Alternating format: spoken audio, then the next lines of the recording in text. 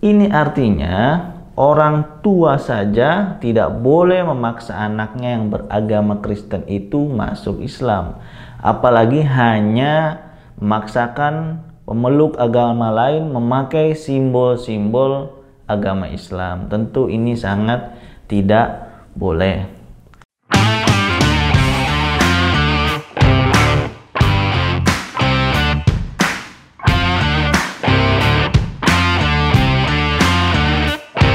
Assalamualaikum warahmatullahi wabarakatuh. Apa kabar sahabat semua? Semoga Anda sehat selalu dan Allah Subhanahu wa taala semoga selalu menyayangi Anda semua. Sahabat, mungkin kita pernah mendengar atau membaca berita bahwa ada seorang muslimah yang tidak boleh atau bahkan dipaksa lepas jilbab di negara yang memang mayoritasnya itu non-muslim. Tentu kita merasa bersedih bila membaca atau mendengar berita demikian. Nah sahabat, di saat yang sama di negara kita juga kerap ada kebijakan di instansi pemerintahan, misalnya di sekolah, itu membuat peraturan bahwa siswi di sekolah itu wajib memakai jilbab, sekalipun misalnya perempuan itu adalah non-muslim. Nah tentu bila ada kasus demikian, kita juga harus bersedih dan ikut protes atas kebijakan tersebut. Mengapa? Pertama, pemaksaan memakai simbol keagamaan terhadap seseorang itu melanggar undang-undang di negara kita. Misalnya kita bisa lihat pasal 55 Undang-Undang Nomor 39 tahun 1999 tentang hak asasi manusia, atau pasal 3 ayat 4 Peraturan Menteri Pendidikan dan Kebudayaan Nomor 45 tahun 2014 tentang pakaian seragam sekolah bagi peserta didik jenjang pendidikan dasar dan menengah. Nah, dalam undang-undang tersebut disebutkan bahwasanya pakaian seragam khas sekolah itu diatur oleh masing-masing sekolah dengan tetap memperhatikan hak setiap warga negara untuk menjalankan keyakinan agamanya masing-masing. Jadi di sekolah, apalagi di sekolah milik pemerintah, sekolah negeri, itu tidak boleh ada aturan yang mewajibkan siswa atau siswinya memakai simbol-simbol agama tertentu. Nah, kemudian yang kedua, kita juga perlu merenungi surah Al-Baqarah ayat 256 yang mana Allah Subhanahu wa taala berfirman, A'udzubillahi minasyaitonirrajim. Bismillahirrahmanirrahim. La ikraha fid din. Qad tabayyana ar-rusydu minal ghayy. Tidak ada paksaan untuk memasuki agama Islam.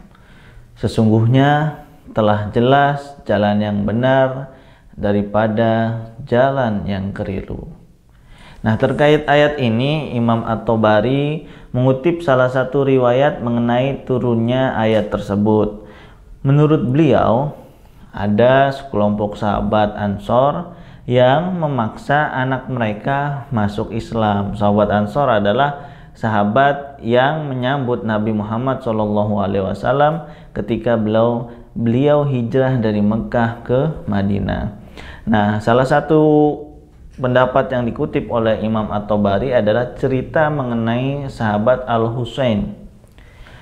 Diriwayatkan dari sahabat Ibnu Abbas yang menyatakan bahwa ayat ini turun berkaitan dengan seseorang lelaki dari kalangan Ansor bermarga Bani Salim bin Auf.